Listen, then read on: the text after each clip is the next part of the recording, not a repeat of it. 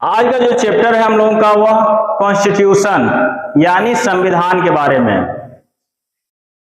आज हम भारतीय संविधान के बारे में, आपको यह जानना चाहिए कि हर देश का अपना एक संविधान होता है और यह आपको जानकर बहुत खुशी होगी कि भारतीय संविधान जो है वह दुनिया का सबसे बड़ा और सबसे विस्तृत लिखित संविधान है। संविधान दो तरह से हमें इस धरती पे मौजूद है, इस पृथ्वी पे मौजूद है। देशों के पास दो तरह के संविधान हैं। कुछ देश ऐसे हैं जिनके पास अपना लिखित संविधान है और कुछ देश ऐसे हैं जिनके पास मौखिक संविधान है।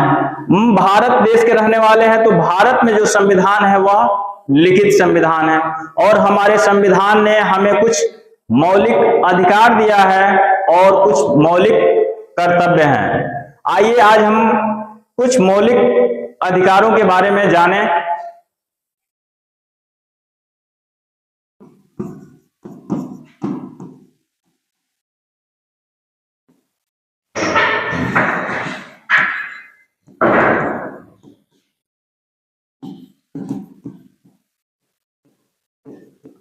Fundamental rights. Fundamental rights means मौलिक अधिकार। आज हमें मौलिक अधिकार के बारे में पढ़ना है। क्या कोई इस कक्षा से बता सकता है कि हमारे भारतीय संविधान ने हमें कितने मौलिक अधिकार दिए हैं? सुनो, आइए आपको आपके अध्यापक ने पिछले कक्षा में बताया होगा कि कितने मौलिक अधिकार हैं। 6 प्रकार के। 6 प्रकार के। देखिए सन्नू पिछले कक्षा में अपने कक्षा में यह प्रथम स्थान पर थी, लेकिन किसी कारणवश हाफ ईयरली में कम नंबर आया और इस वर्ष जो है इनका जो अपने कक्षा में यह दूसरे स्थान पर रही हैं। ये बता रही है कि भारतीय संविधान जो है, भारतीय संविधान में 6 मौलिक अधिकार हैं। क्या आप बता सकती है कौन कौन? हाँ, समानता का अधिकार। उधर देख करके, बच्चों को देख करके बताइए आप। समानता का अधिकार, स्वतंत्रता का अधिकार, शोषण के विरुद्ध अधिकार, धार्मिक स्वतंत्रता का अधिकार, संस्कृति और शैक्षिक का अधिकार, संवैधानिक उपचारों का अधिकार। क्या आप ये भी बता सकती हैं कि हमारे भारतीय संविधान ने जो हमें मौलिक अधिकार दिया है, समानता का अधिकार, वह किस अनुच्छेद में मौजूद है? 14 से 18। हाँ, ये बहुत ही सुंदर जवाब इनका है कि इन्होंने बताया कि हमारे भारतीय संविधान ने जो हमें समानता का अधिकार दिया हुआ है वह अनुच्छेद 14 से लेकर के 18 तक मौजूद है। चलिए, बहुत सुंदर। धाराओं को कैसे याद करते हैं? ठीक है, कुछ धाराओं को मैं यहां पे लिख दे रहा हूं और उनके सामने वह धाराएं किस व्यक्ति पे लागू होती हैं, तो सही धाराओं को सामने वाले के साथ क्या करना है? आपको मिलान करना है। जैसे आप लोगों को मैच द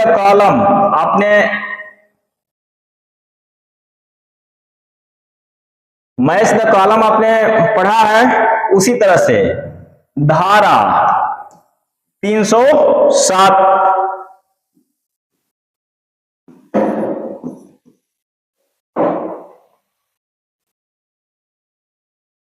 तीन सौ 76,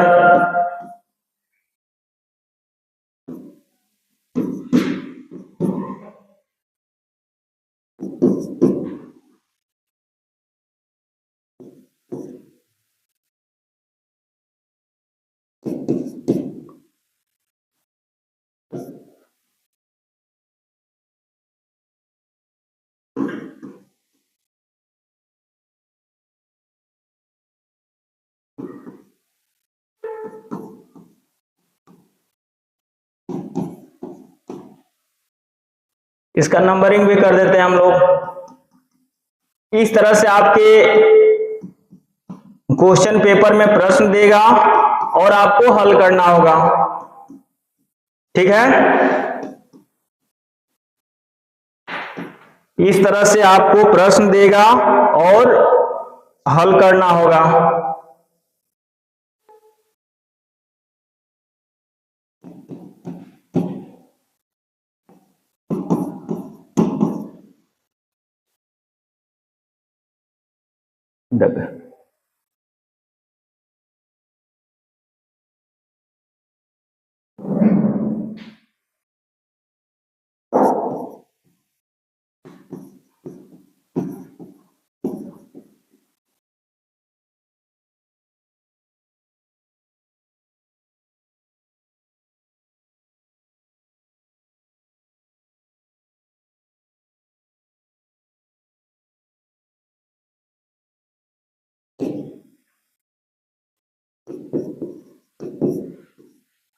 ये 5 धाराओं को मैंने लिखा है, धारा 307, धारा 302, धारा 376, धारा 395 और धारा 377। इस तरह के प्रश्न आएंगे आपको, और सही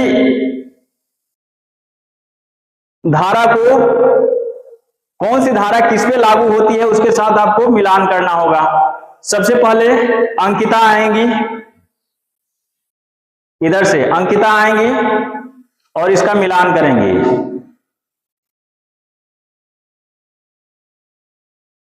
मैच द कॉलम जैसे आप लोग क्लास 5 में 6 में पढ़े हैं, उसी तरह से धारा 307 किस पे लागू होती है?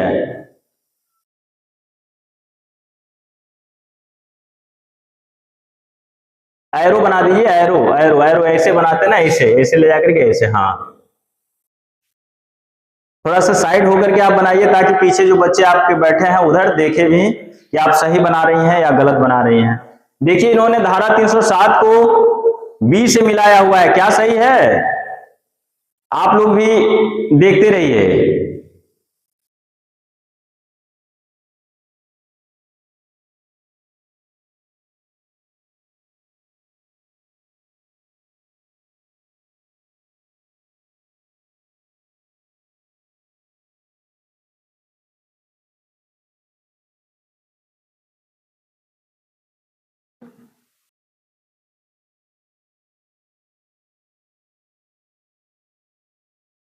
देखिए सही है, धारा 307 हत्या की कोशिश मिलाया है इन्होंने, धारा 302 हत्या की दंड, धारा 376 बलात्कार, धारा 395 डकैती, धारा 377 अप्राकृतिक कृत्य। सही है?